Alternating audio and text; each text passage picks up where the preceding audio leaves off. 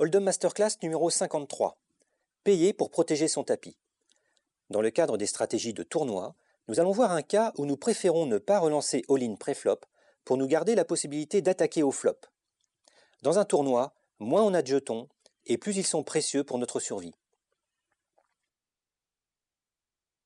Nous nous trouvons dans un tournoi privé entre 10 personnes qui ont misé chacune 500 €. Il reste 4 joueurs et seulement 3 vont être payés, 2500, 1500 et 1000 €. Les blindes sont de 500, 1000. Notre personnage est Antonio et nous sommes aux petits blindes. Nous possédons aussi le plus petit tapis. À ce moment du tournoi, le tapis moyen est de 25 000 et nous n'en avons que la moitié, seulement 12 000. Un joueur possède presque la moitié des jetons à lui tout seul. C'est Hervé, il est au bouton avec 43 000. On est donc avec une configuration un peu particulière, celle d'un gros chip leader et de 3 joueurs qui possèdent chacun un tapis inférieur à la moyenne.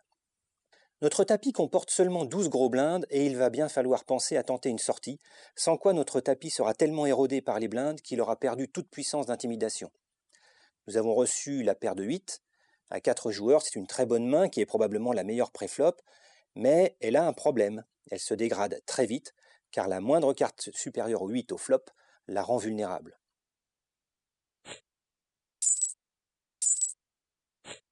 Henrik passe, Hervé relance à 3000, nous payons les 2500 supplémentaires et Benjo passe. Hervé a la meilleure place. N'oublions pas que c'est un joueur très agressif. C'est d'ailleurs grâce à cela qu'il monopolise près de la moitié des jetons à lui tout seul. Il relance à 3000. C'est une relance de taille standard. La question est de savoir maintenant ce que nous allons faire, sachant qu'il reste encore un joueur à parler après nous. 1. Nous pouvons jeter et attendre un meilleur coup. Ce serait maladroit car on ne reçoit une paire qu'une fois sur 17. 2. Nous pouvons relancer, mais vu la taille de notre tapis, ce sera forcément all-in. Le problème, c'est que les 2 autres petits tapis sont eux aussi vulnérables dans le tournoi, et nous ne voyons pas pourquoi ce serait à nous de faire un sacrifice. Tout miser et laisser les 5 cartes du tableau décider pour nous, c'est très gênant, car il va sans dire qu'Hervé paiera si nous faisons all-in. S'il paye notre all-in, il ne met que le quart de ses jetons, et même s'il perd le coup, il reste gros chip leader. Faire all-in pré-flop n'a de sens que si on a une proportion adverse à ne pas payer la relance, qui est d'au moins 50%. Or ici, elle doit être d'à peine 10%. 3. Nous pouvons enfin payer, mais en sachant 2 choses. D'abord que si Benjo nous relance, nous devrons payer, car nous ne sommes plus favoris contre 2 adversaires. En plus, ce serait une bonne occasion de voir Benjo sauter, ce qui nous garantirait au moins 1000 € de prix. Ensuite, le fait de payer pousse Benjo à passer justement parce que nous sommes à la bulle et qu'il est de son intérêt, même avec une bonne main, de laisser le gros tapis manger le petit. Nous décidons de payer. Cela présente l'avantage de nous laisser encore 9000 jetons au flop et de voir 3 cartes essentielles pour nous. Le pot contient 7000. Ce flop comporte 2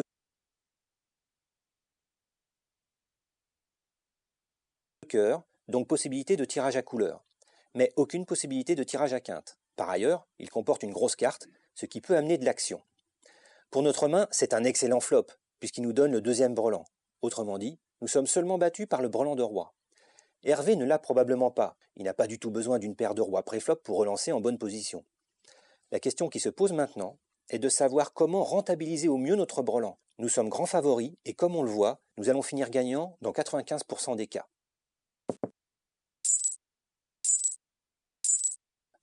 Nous checkons, Hervé ouvre à 3500, nous relançons à tapis à 9000 et Hervé paye le tapis. C'est à nous de parler en premier au flop. Ici, les données sont les suivantes.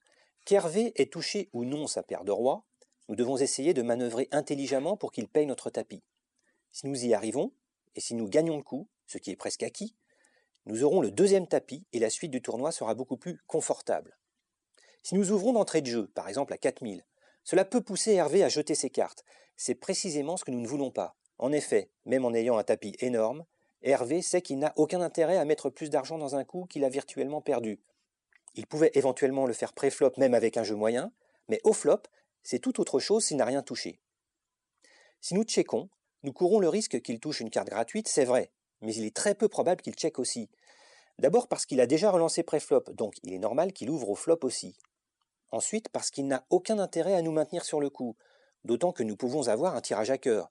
Si nous checkons, donc, ce joueur agressif va forcément ouvrir. Du moins, c'est comme ça que nous analysons la chose. L'autre avantage pour lui est que même s'il n'a pas amélioré au flop, le simple fait d'ouvrir peut suffire pour nous faire passer. Même en n'ayant rien comme jeu au flop, Hervé se doit d'ouvrir, car il sait que nous ne pouvons en aucun cas suivre ensuite si nous n'avons pas quelque chose nous-mêmes. Il se décide à ouvrir à 3500. C'est évidemment ce que nous attendions, et nous en profitons pour relancer à tapis à 9000. Le geste aussi est important. Physiquement parlant, nous procédons en deux temps. D'abord, nous réfléchissons 3 secondes, puis nous poussons tous nos jetons avec une sorte de moue qui dit « advienne que pourra ». Cette petite manipulation peut donner l'idée à Hervé que nous avons la paire de 8 ou la paire de 3. Ainsi, s'il a la paire de roi ou même 2 grosses cartes, il va nous payer encore plus facilement. N'oublions pas que l'enjeu est important pour nous. Nous voulons qu'il paye pour nous permettre de doubler notre tapis. Il faut donc lui en donner l'envie. Pourquoi pas avec ce genre de petit artifice. Et il paye les 5500 de plus.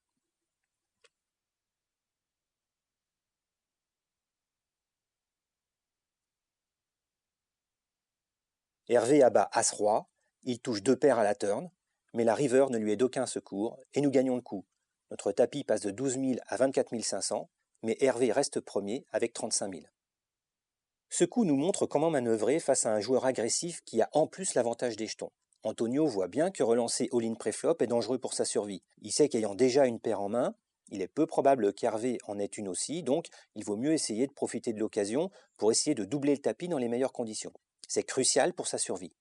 Faire all-in pré-flop serait donc contre-productif, car cela ferait prendre plus de risques à Antonio, sans lui donner de marge en plus pour gagner. En effet, le tapis adverse est tellement important qu'il va de toute façon payer le tapis. Donc faire tapis ici ne donne qu'une certitude, celle de voir les 5 cartes du tableau sans aucun moyen de contrôler son destin. Tandis qu'en se limitant à payer pré-flop, Antonio peut toujours passer ensuite en conservant les 3 quarts de son tapis. La seule interrogation d'Antonio au moment où il paye est l'attitude de Benjo. Mais Benjo ne peut jouer que s'il a une main excellente, comme paire de dames, paire de roi ou paire d'as. En effet, nous sommes à la bulle, et l'intérêt de Benjo est de voir Antonio éliminé par le chip leader, et non pas de risquer ses jetons. Cela donne une raison de plus à Antonio pour payer sans relancer. Et même si Benjo fait tapis derrière lui, Antonio sait qu'il ne paiera pas, donc il restera de toute façon dans le tournoi. Pensez toujours à vous mettre à la place de l'adversaire, surtout quand il est agressif et quand il a beaucoup de jetons. À titre d'information, c'est Antonio qui a gagné ce tournoi.